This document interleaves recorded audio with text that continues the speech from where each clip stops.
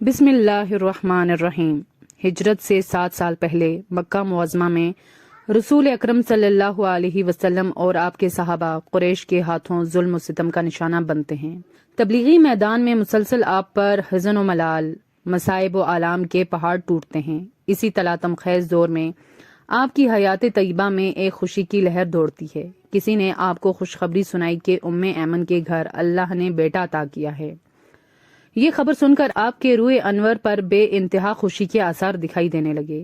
کیا آپ کو معلوم ہے یہ خوش بخت نومولود کون ہے جس کی ولادت سے رسول اللہ صلی اللہ علیہ وسلم کو اس قدر خوشی ہوئی؟ یہ نومولود اسامہ بن زید رضی اللہ تعالیٰ عنہ تھے۔ صحابہ اکرام میں کسی کو بھی رسول اللہ صلی اللہ علیہ وسلم کی اس بے انتہا خوشی پر تعجب نہ ہوا، کیونکہ سبھی اس نومولود کے والدین کا حضور علیہ السلام کے ساتھ قریبی تعلق جانتے تھے۔ اسامہ کی والدہ برکت نامی ایک حبشی خاتون تھیں جو ام ایمن کے نام سے مشہور ہوئیں، اور یہ رسول اللہ صلی اللہ علیہ وسلم کی والدہ ماجدہ کی کنیز بھی رہ چکی تھیں۔ انہیں یہ شرف بھی حاصل ہوا کہ جب رسول اللہ صلی اللہ علیہ وسلم کی والدہ کا انتقال ہوا تو انہوں نے آپ صلی اللہ علیہ وسلم کو اپنی گود میں لے لیا اور آپ کی نگہداشت کی۔ آپ اکثر فرمایا کرتے تھے کہ ام ایمن میری ماں کی مانند ہیں اور یہ میرے اہل بیت میں سے ہیں۔ یہ تو اس خوش نصیب نومولود کے والدہ محترمہ کا تعارف ہے۔ رہا اس کا باپ تو وہ محبوب خدا صلی اللہ علیہ وسلم حضرت زید بن حارث ہیں۔ نزول قرآن مجید سے پہلے آپ نے اسے اپنا بیٹا قرار دیا تھا۔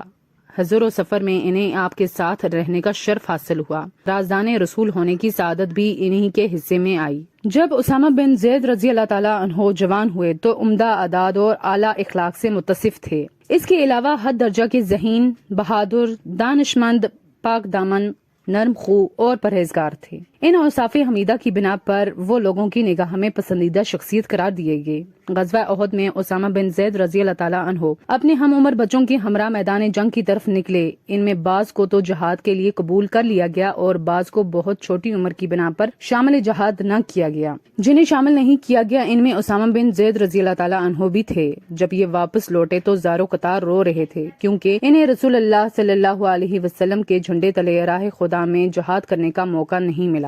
11 ہجری کو رسول اللہ صلی اللہ علیہ وسلم نے رومیوں سے جنگ کرنے کے لیے لشکر اسلام کی تیاری کا حکم صادر فرمایا، اور اس لشکر میں حضرت ابو بکر صدیق رضی اللہ تعالیٰ عنہ، حضرت عمر، حضرت سعد بن ابی وقاص اور حضرت ابو عبیدہ بن جراح جیسے جلیل القدر صحابہ موجود تھے۔ حضور علیہ الصلوۃ والسلام نے اس لشکر کا امیر حضرت اسامہ بن زید رضی اللہ تعالیٰ عنہ کو مقرر کیا، جبکہ ان کی عمر ابھی صرف 20 سال تھی۔ انہیں حکم دیا کہ علاقہ بلقا اور قلعہ دار روم کو اپنے پاؤں تلے رون ڈالیں، جو کہ بلاد روم کے غزہ نامی شہر کے قریب واقع ہے۔ یہ لشکر ابھی تیاری میں مصروف تھا کہ رسول اللہ صلی اللہ علیہ وسلم بیمار ہو گئے۔ جب مرض نے شدت اختیار کی تو لشکر اس صورتحال کو دیکھ کر روانہ نہ ہوا۔ حضرت اسامہ فرماتے ہیں، جب نبی کریم صلی اللہ علیہ وسلم پر بیماری کا شدید حملہ ہوا تو میں اور میرے چند ساتھی تیمارداری کے لیے آپ کی خدمت میں حاضر ہوئے۔ بیماری کی شدت کی بنا پر آپ بالکل خاموش تھے۔ آپ اپنا ہاتھ اوپر اٹھاتے پھر اسے مجھ پر رکھ دیتے۔ میں سمجھ گیا کہ آپ میرے حق میں دعا کر رہے ہیں۔ تھوڑی ہی دیر بعد حبیب کبریا اللہ کو پیارے ہو گئے۔ اب حضرت ابو بکر صدیق رضی اللہ تعالیٰ عنہ کو خلیفہ منتخب کیا گیا۔ تمام صحابہ نے آپ کے ہاتھ پر بیعت کی۔ آپ نے خلیفہ منتخب ہوتے ہی سب سے پہلا کام یہ کیا کہ حضرت اسامہ بن زید رضی اللہ تعالیٰ عنہ کی قیادت میں لشکر اسلام کو اس مشن پر روانہ کیا جس کا حکم رسول اللہ صلی اللہ علیہ وسلم نے اپنی زندگی میں دیا تھا۔ لیکن انصار میں سے چند صحابہ کی یہ رائے تھی کہ لشکر کی روانگی میں کچھ تاخیر کر دی جائے تو بہتر ہوگا۔ انہوں نے حضرت عمر بن خطاب سے کہا کہ وہ اس سلسلے میں حضرت ابو بکر صدیق سے بات کریں، اور ساتھ ہی یہ مشورہ دیا کہ اگر حضرت ابو بکر صدیق کی فوری روانگی پر مضر ہوں تو ہماری طرف سے انہیں یہ پیغام پہنچا دیں کہ ہمارا امیر کسی ایسے شخص کو بنایا جائے جو اسامہ سے زیادہ عمر رسیدہ اور تجربہ کار ہو۔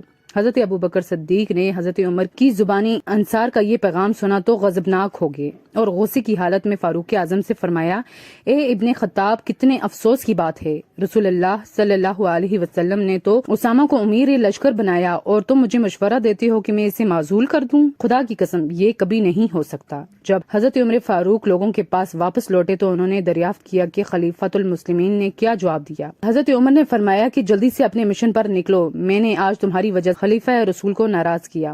جب یہ لشکر اپنے نوجوان قائد کی زیر کمان روانہ ہوا تو خلیفہ رسول سیدنا ابو بکر صدیق رضی اللہ تعالیٰ عنہ انہیں الوداع کہنے کے لیے تھوڑی دور تک پیدل چلتے جا رہے تھے، جبکہ حضرت اسامہ گھوڑے پر سوار تھے۔ حضرت اسامہ نے کہا، اے خلیفہ رسول، باخدا آپ بھی گھوڑے پر سوار ہو جائیں، ورنہ میں گھوڑے سے اتر جاؤں گا۔ صدیق اکبر نے ارشاد فرمایا، باخدا نہ تو آپ نیچے اتریں گے اور نہ ہی میں سوار ہوں گا۔